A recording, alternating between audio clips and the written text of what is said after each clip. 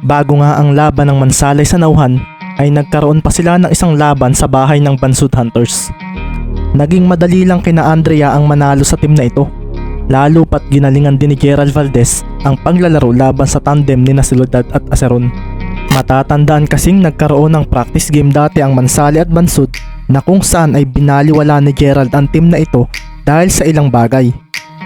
Dito na nga ipinaramdam ni Gerald ang respeto kay Nasiludad at Aceron, at ito ay sa pamamagitan ng paglalaro niya ng sinsero kontra sa team ng Bansud. Natalo man ang team ng Bansud sa labang iyon, masaya naman ang kanilang mga ace players dahil sa inasal ni Valdez at ng iba pang kakampi nito.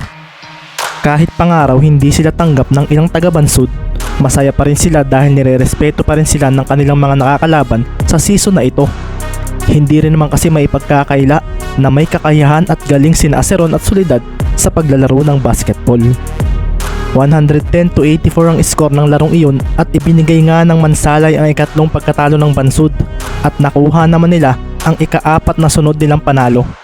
Nang larong iyon ay nakapagtala si Gerald Valdez ng team high 30 points, habang si Mendez naman ay nakapagtala ng 23 points, 12 assists at 4 steals. May tulong din na 15 points si Tuason at 10 points naman mula kay Salome at Alcoba. Mansalay Black Knights 4-0 versus Nauhan Exterminators 3-0. Mula sa gitna ng court, itinira nga ni Mendez ang bola para pukawin ang atensyon ng mga manonood, lalo na nga ang kanyang kuya Maki na excited na niyang makalaban. Alam ng binata na hindi magiging madali ang labang ito. Kagaya rin daw ito ng laban nila sa Puerto Galera, at natitiyak niyang hanggat hindi tumutunog ang huling buzzer ay walang katiyakan kung sino ang magwawagi sa kanila. Napangiti si Ricky matapos ang jump shot na iyon na kung saan ay ginamit niya ang kanyang unang shooting form na nagmumula sa balikat ang pwersa. Pangit mang pagmasdan iyon sa iba ay nagawa pa rin nga niyang papasukin sa basket ang bola. Kung nagmintis iyon, siguradong nakakahiya. Sabi na nga lang ni Ricky sa kanyang sarili, at pagtingin niya sa kanilang bench ay medyo kinabahan siya dahil ang sama ng tingin sa kanya ni Andrea. Tatawa-tawa na nga lang si Ricky na pumunta sa kanilang bench at may kurot sa tagiliran din siyang natanggap mula kay Andrea. Huwag ka nga magyabang sa home court ng kalaban. Nakita mo ba kung gaano karami ang mga naka-green? Umayos ka, Ricky. Sabi nga ni Andrea na ikinangiti na lang ni Gerald habang nakayuko.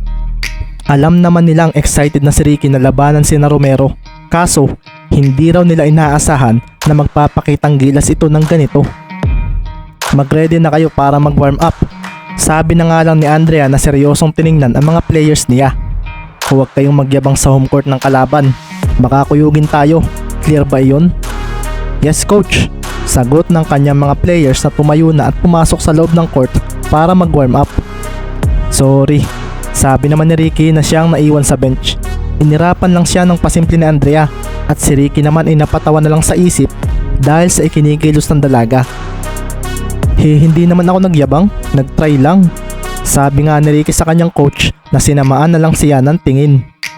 Mag-warm up ka na, nasabi na nga lang ni Andrea, at nang bigyan siya ng kalmadong ngiti ni Ricky ay napatango na lang siya. Ang warm up ng dalawang team ay naganap na at talagang dinagundong na kaagad ng cheer ng mga taga-Nauhan ang kanilang koponan na sinabayan pa ng pagpapagalaw nila ng kanilang mga mahabang lobo na kulay berde. Si Maki nga, habang nagpapatalbog ng bola sa bay bench ay pasimpleng napatingin sa kabilang side ng court. Matatalo ka ba niya, Maki? Ni Ricky Mendez? Alam kong bilib ka sa kakayahan niya, pero napaisip ako kung kaya ka ba niyang ilang paso sa ISO plays. Bigla namang winika ni Coach Mabs na seryoso ring napatanaw sa kabilang basket. Hindi niya ako kaya, coach, pero kailangan ko pa ring mag-ingat. Sabi nga ni Romero na hindi raw pagbibigyan si Ricky sa labang ito. Dedepensahan niya ito ng seryoso at wala raw siyang pakialam kung mapahiya ito o kantsawan ng mga manonood. Pumila na nga ilang sandali pa sa gitna ang dalawang koponan at mas kinalampag ng mga manonood ang buong venue dahil doon. Si Gerald ay seryosong kinamayan si Dexter Garejo, habang si Maki naman ay nginitian ng bahagya ang nakangiting si Mendez. Hindi kita pagbibigyan, kahit pa si Ricky ka. Sabi nga ni Maki at tumango naman si Mendez.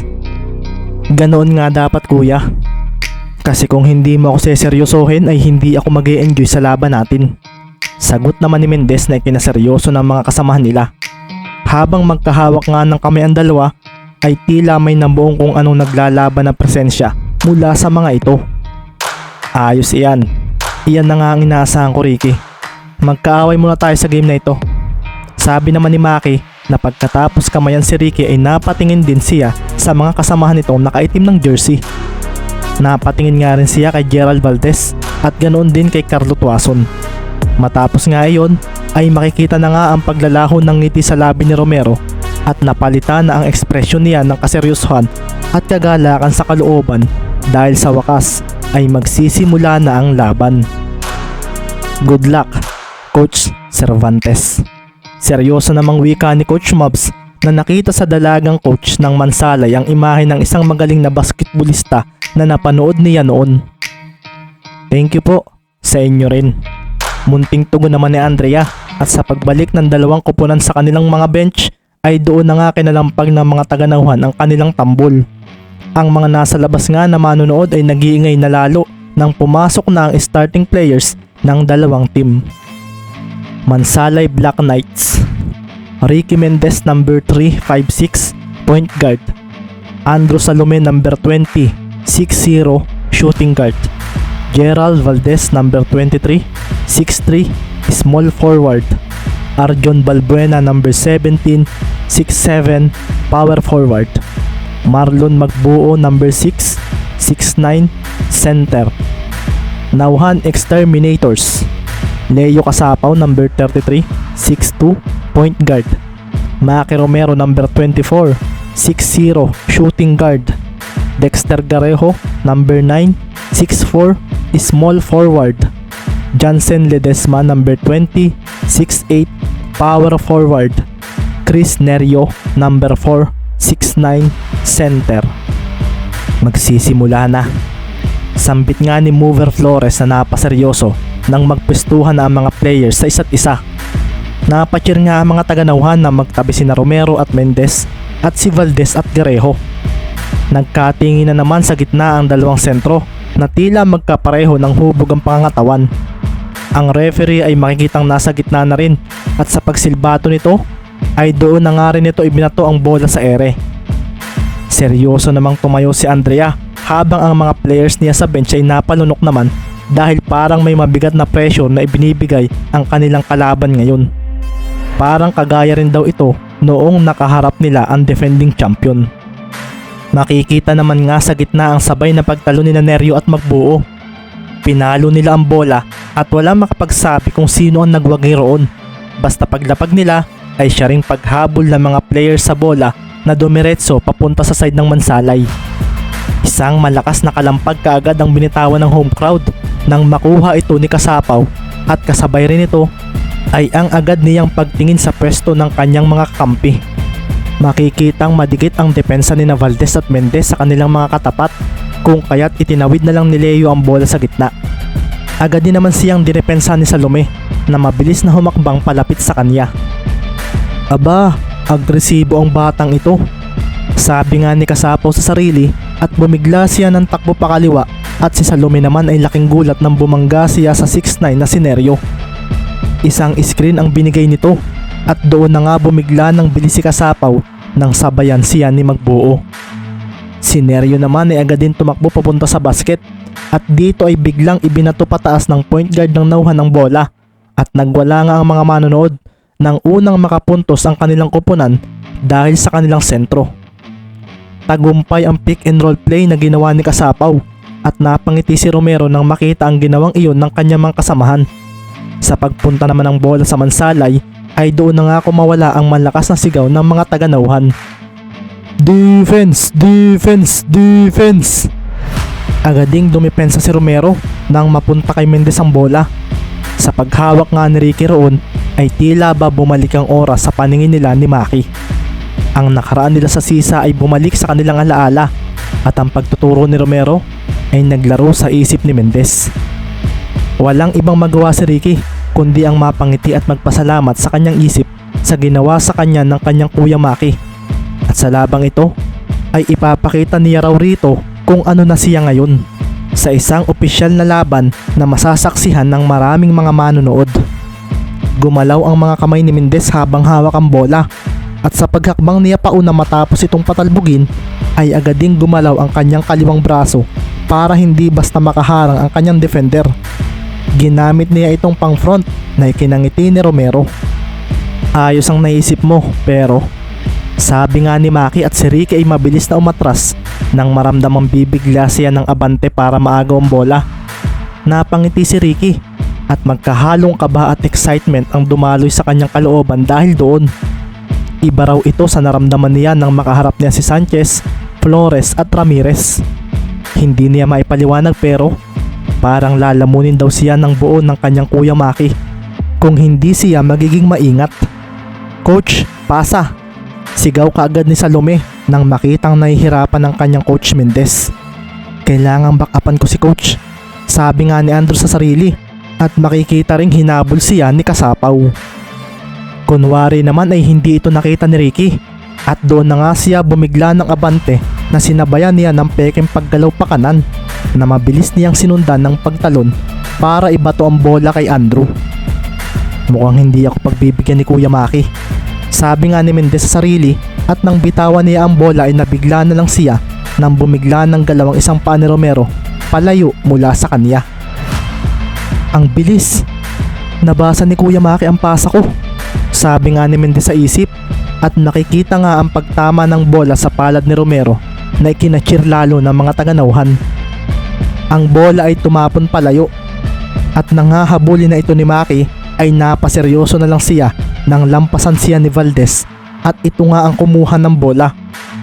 Paubos na ang oras nila para maitawid ang bola sa gitna, kung kaya't ibinato nga niya kaagad ito papunta sa kanilang side.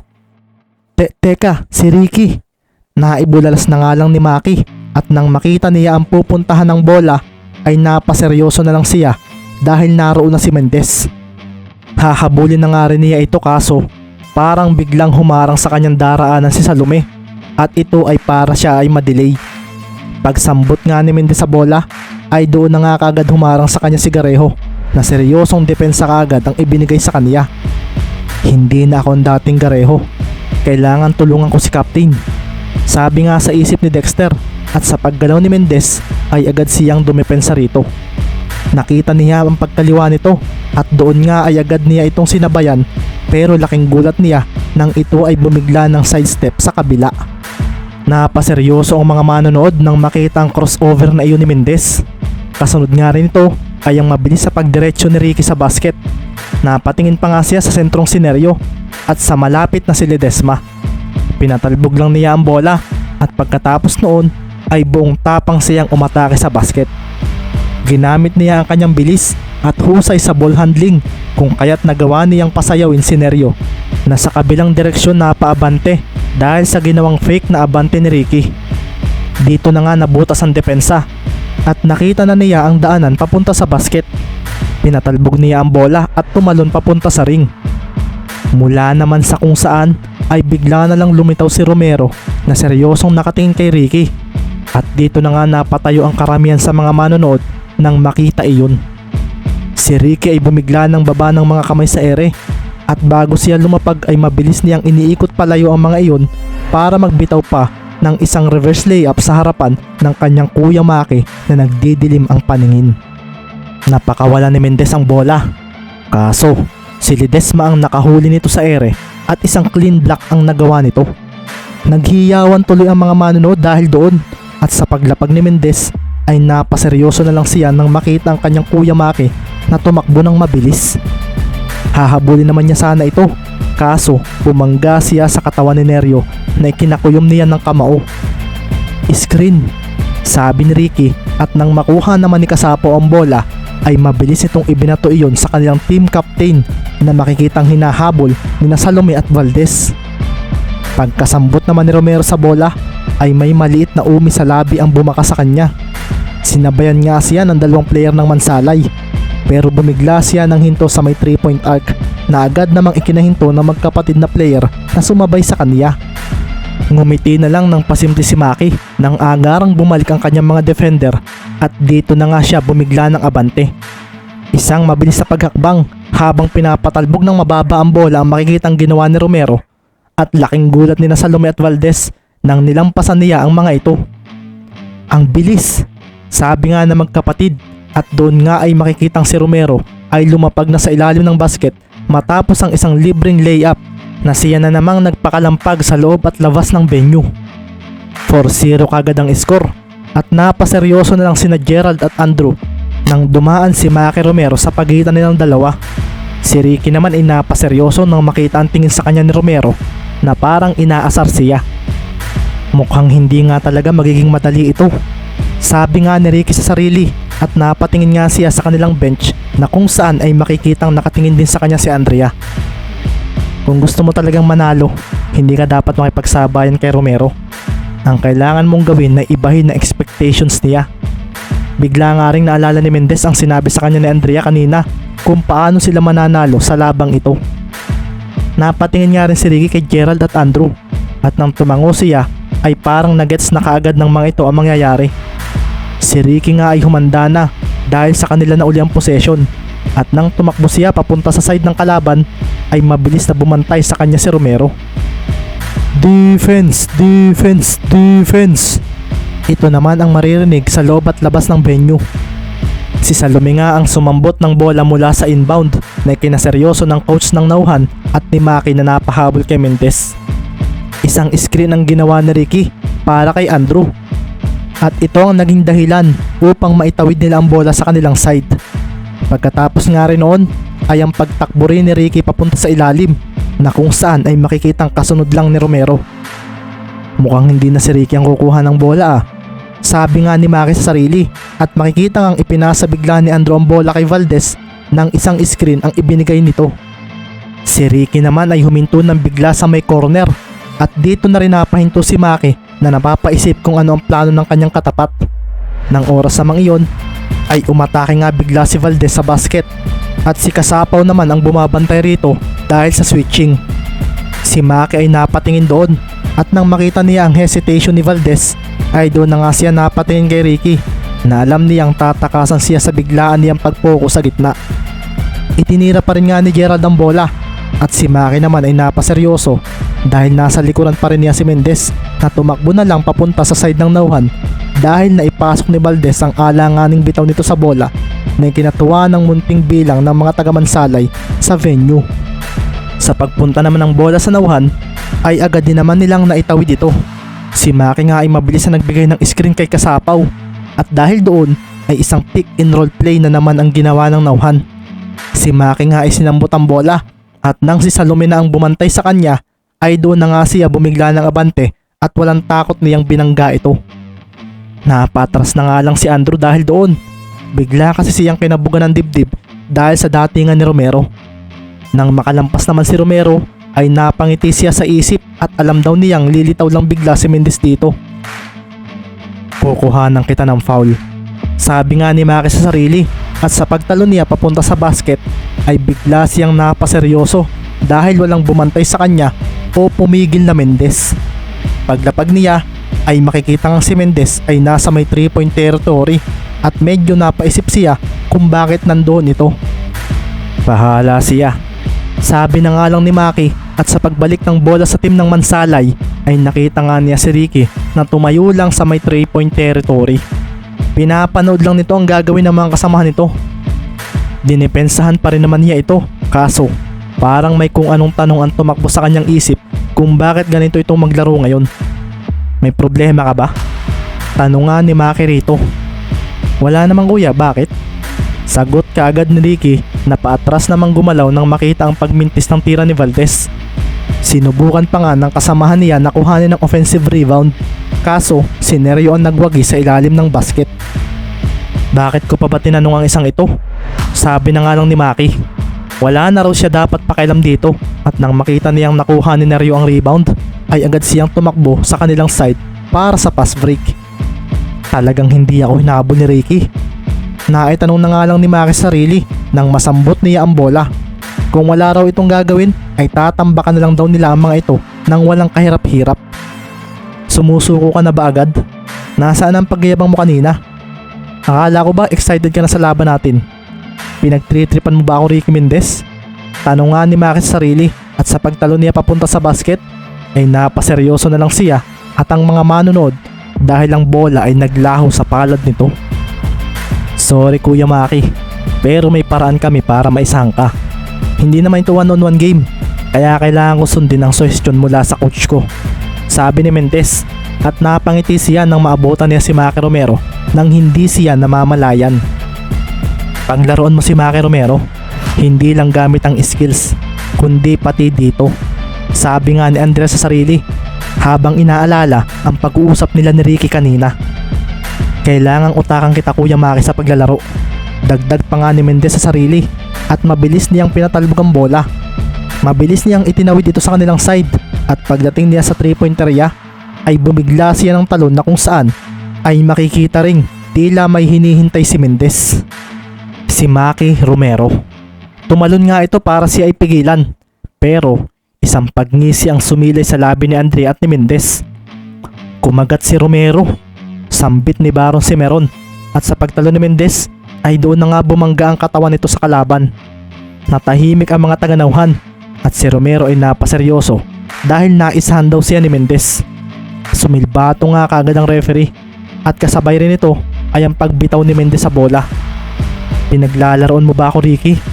Naitanong na nga lang ni Romero sa isip, at sa paglapag niya ay makikita naman ang pagpupo ni Mendez sa sahig ng court. Ang bola naman ng oras na iyon ay dumiretso sa basket at sumablay ito na kinaseryoso rin ni Ricky. Sumablay? Sambit ni Mendez sa isip, at pagtingin niya sa kanyang Kuya Maki ay nakita niya ang pagngiti nito na parang isang nakakatakot na manlalaro. Nakuhanan mo ako ng foul, pero nabutan ko pa rin ang bitaw mo sa bola dahil ang pangit na shooting form ang iyong ginamit, sambit nga ni Romero, at pagkatapos noon ay naglakad na siya palayo mula kay Mendez. Hindi niya ito tinulungang tumayo, bagkus ay lumapit na lang si Maki sa kanyang mga kakampi. Napakuyom na nga lang si Ricky matapos siyang itayo ni Gerald. Pasimple nga rin siyang napatingin sa kanyang Kuya Maki, at talagang nagawa pa rin daw nitong masira ang kanyang planong 4-point play, gaya ng inaasahan. Sambit ni Mendez na nagpunta na sa free throw line para sa kanyang 3 bonus shot. Naipasok ni Ricky ang 3 free throw na naging dahilan upang ang score ay maging 5-6 pabor sa Nauhan.